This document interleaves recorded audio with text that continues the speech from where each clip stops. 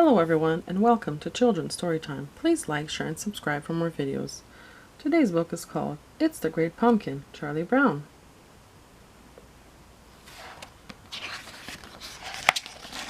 Charlie Brown was raking leaves, Lucy was holding a football, and Linus was inspecting the pumpkin patch. It could only mean one thing. Halloween was almost here.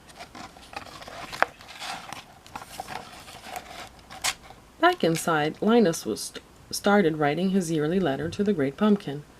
Dear Great Pumpkin, I'm looking forward to your arrival on Halloween night. I hope you will bring me lots of presents. Who are you writing to, Linus? Asked Charlie Brown. The Great Pumpkin, Linus replied. On Halloween night, the Great Pumpkin rises out of his pumpkin patch and flies through the air with his bag of toys for all the children. You must be crazy, Charlie Brown said.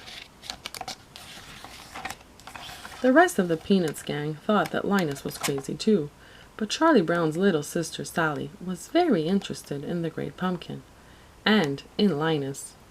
Wouldn't you like to sit with me in the pumpkin patch on Halloween night and wait for the Great Pumpkin?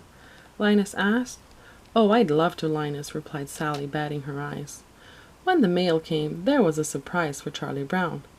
I got an invitation to a Halloween party, he exclaimed. Is the invitation to Violet's party? Asked Lucy. If you got an invitation, it was a mistake. There were two lists, one to invite and one not to invite. Charlie Brown was embarrassed, but he decided to go to the Halloween party anyway. He could hardly wait. On Halloween night, Charlie Brown met up with his friends. Lucy wore a witch mask. Charlie Brown's ghost costume looked a little funny. It was covered in big black eye holes because he'd gotten a little carried away with the scissors. Just then Snoopy passed by, wearing a long red scarf, goggles, and an aviator cap. It's the World War I flying ace, said Charlie Brown. Now I've heard everything. Lucy sighed. All right, everybody, let's go trick-or-treating and then to Violet's for the big party. But the World War I flying ace ignored her. He had to go on an important mission. The World War I flying ace climbed into the cockpit of his Sopwith Camel airplane. It was up to him to find the Red Baron and bring him down. He flew through the sky, firing at his targets. Suddenly, the Sopwith Camel was hit. The plane started smoking and spiraling through the air. It landed with a loud crash. Now, the World War I flying ace would have to continue his mission on foot. He crept through the French countryside, slinking through the bushes and wading through a lake. As the kids passed the pumpkin patch, they saw Linus waiting for the Great Pumpkin. You blockhead, you're going to miss all the fun, just like last year, Lucy groaned. Sally was torn. Should she go trick-or-treating or wait for the Great Pumpkin with Linus? Suddenly she ran back to the pumpkin patch. I'm glad you came back, Sally, Linus said. Each year the Great Pumpkin rises out of the pumpkin patch that he thinks is the most sincere. At the first house they reached, everyone yelled, tricks or treats, money or eats. Then they compared their haul. I've got 5 pieces of candy, yelled Lucy. I've got a chocolate bar, Violet cried. I got a quarter, Patty said happily. Charlie Brown peered into his bag. I got a rock. And that was what happened at every single house, while the rest of his friends got treats like candy bars, cookies, gum, and popcorn balls. Charlie Brown's bag filled up with rocks. Come on, let's get going, Lucy said in a bossy voice. It's time for the Halloween party. As the kids passed the pumpkin patch again, they laughed at Linus and Sally. The Great Pumpkin will be here. Linus knows what he's talking about, hollered Sally. Then she turned to Linus. All right, where is he? He'll be here, Linus promised. I hope so, Sally replied grumpily.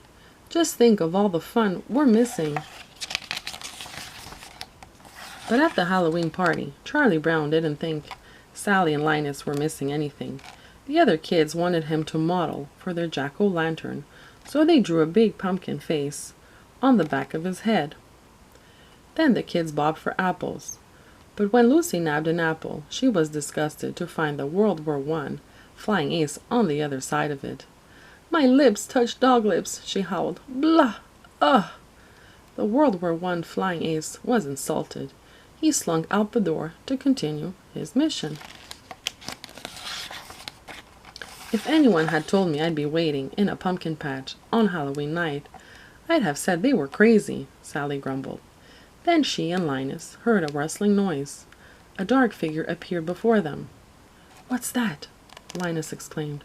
"It's the Great Pumpkin. He's rising up out of the pumpkin patch." In all the excitement, Linus fainted. But it wasn't the Great Pumpkin at all.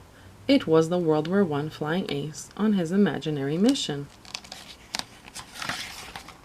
"What happened? Did he leave us any toys?" Linus asked as he sat up. Sally was furious. "I was robbed," she yelled. "Halloween is over, and I've missed it." She stormed out of the pumpkin patch, leaving Linus alone to wait for the Great Pumpkin. In the middle of the night, Lucy woke up and realized Linus was still waiting for the Great Pumpkin. She found him asleep, shivering under his blanket. Lucy brought her brother home and tucked him into bed. "Well, another Halloween has come and gone," said Charlie Brown the next day. "Don't take it too hard that the Great Pumpkin never showed up. Just wait till next year, Charlie Brown. I'll find a pumpkin patch that is real sincere, and I'll sit in that pumpkin patch until the Great Pumpkin appears," Linus exclaimed.